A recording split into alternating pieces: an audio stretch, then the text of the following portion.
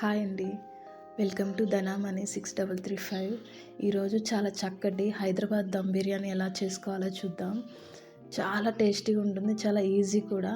తింటే ఇంకా మరీ తినాలనిపిస్తుంది. ఇలా ట్రై చేయండి. ఒక కేజీ చికెన్ తీసుకున్నాను నేను. ఆ కేజీ చికెన్ని ఉప్పు పసుపు వేసి శుభ్రంగా కడుక్కొని పక్కన పెట్టేసుకొని, ఇప్పుడు ఆనియన్స్ని ఫ్రై చేసుకోవాలి, డీప్ ఫ్రై చేసుకోవాలన్నమాట. మరి మాడిపోయేలాగా చేసుకోకూడదు, కొంచెం లైట్గా అనమాట. చాలా టేస్టీగా ఉంటుంది ఆనియన్స్ వేస్తే. ఇప్పుడు పక్కన పెట్టుకున్న చికెన్ని తీసుకొని ఉప్పు, కారం, పసుపు, ధనియాల పొడి, జీరా పౌడర్, అల్లం వెల్లుల్లి పేస్ట్, అలాగే పచ్చిమిర్చి ఉంటుంది కదా, దాన్ని మిక్సీ పట్టుకొని వేసుకోవాలన్నమాట. చాలా అంటే చాలా టేస్టీగా ఉంటుంది. ఇలా ట్రై చేస్తే, అంటే స్పైసీ ఎక్కువ ఇష్టపడే వాళ్ళకి ఇది బాగుంటుంది. అలాగే గరం మసాలా, కొద్దిగా పెరుగు, మనం ఫ్రై చేసుకున్నాం కదా ఆనియన్స్, అవి కూడా కొద్దిగా దీంట్లో వేసుకోవాలి. వేసుకొని ఒక గంట సేపు దీన్ని రెస్ట్ ఇవ్వాలన్నమాట. రెస్ట్ ఇస్తే దానికి ముక్కకంతా మసాలా పడుతుంది. మసాలా ఫ్రిడ్జ్లో అయినా పెట్టుకోవచ్చు, పక్కనైనా పెట్టుకోవచ్చు. అలాగే ఇప్పుడు మరి రైస్ పెట్టుకోవడానికి నేనైతే 2 గ్లాసులు రైస్ తీసుకున్నాను. దాన్ని శుభ్రంగా కడుక్కొని పక్కన పెట్టేసుకోవాలి. నేనైతే బాస్మతి రైస్ తీసుకున్నాను. నార్మల్ రైస్తో అయినా ఇలా ట్రై చేయొచ్చు, చాలా చక్కగానే వస్తుంది. అలాగే బియ్యాన్ని వాష్ చేసుకొని పక్కన పెట్టేసుకొని నానబెట్టుకోవాలన్నమాట కొద్దిసేపు. అంటే బిర్యానీ ఇంకా చేస్తామనగా దీన్ని నానబెట్టుకుంటే సరిపోతుంది. మనం ఇప్పుడు చికెన్ అంతా మసాలా వేసి కలిపాం కదా, దాన్ని ఆ కడాయిని తీసుకెళ్ళి గ్యాస్ మీద పెట్టుకొని కొద్దిగా ఆయిల్ వేసుకొని ఇంకా కొద్దిసేపు ఫ్రై, అంటే కొద్దిగా మెత్త పడేవంత, అంటే 70% ఉడికే వరకు పక్కన పెట్టుకోవాలన్నమాట.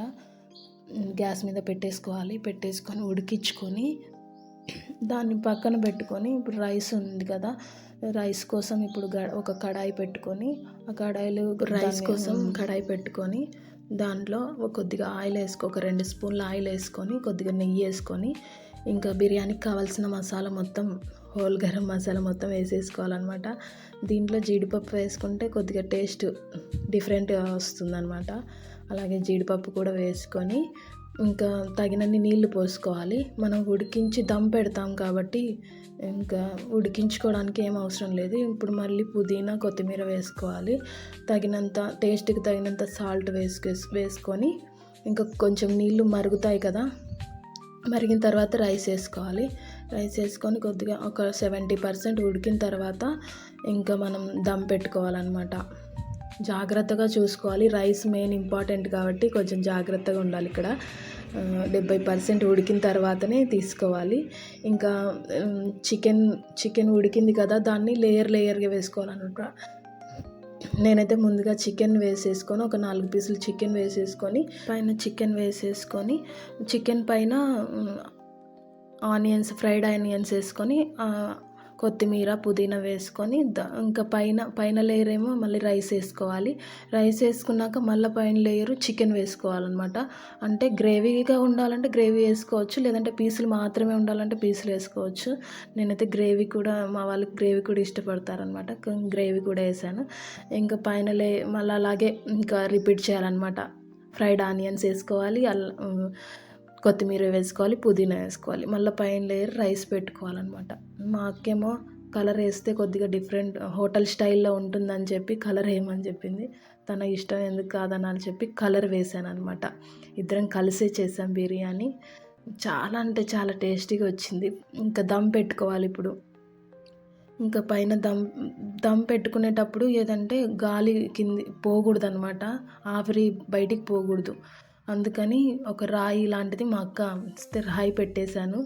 చాలా అంటే చాలా టేస్టీగా వచ్చింది. మీరు కానీ ఇంకా ట్రై చేస్తే ఖచ్చితంగా సండే ఖచ్చితంగా చికెన్ బిర్యానీ ఉండాల్సిందే ఇంట్లో, అంత బాగుంటుంది. ఇంకా లాస్ట్లో మాత్రం నెయ్యి మాత్రం మర్చిపోకూడదు, అది డిఫరెంట్. ఇంకా హోటల్ స్టైల్, ఖచ్చితంగా హోటల్ లాగానే ఉంటుంది మన ఇంట్లో తింటే. ఇంకా హోటల్కి వెళ్ళాల్సిన అవసరం లేదు.